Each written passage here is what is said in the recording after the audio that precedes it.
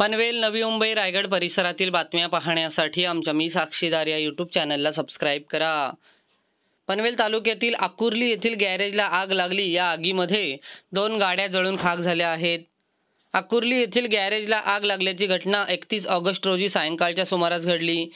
या आगीमध्ये 2 चारचाकी गाड्या जळाल्या आहेत. सुदैवाने यात कोणतीही जीवितहानी झाली नाही. गॅरेजमध्ये असलेल्या ऑडी आणि स्कॉर्पिओ या 2 गाड्या जळून खाक झाल्याची माहिती अग्निशामक विभागाने दिली. आकुर्ली गावाजवळ असलेल्या 5 गाळ्यांना सायंकाळी 5च्या सुमारास अचानकपणे आग लागली.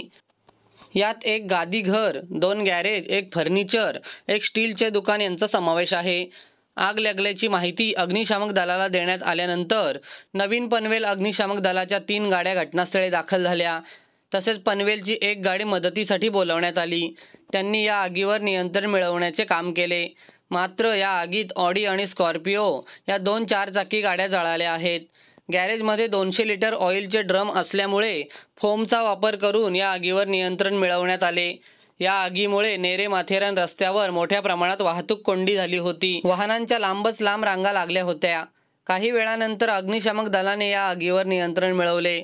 मात्र आग कशामुळे लागली हे अद्याप समजू शकलेले नाही.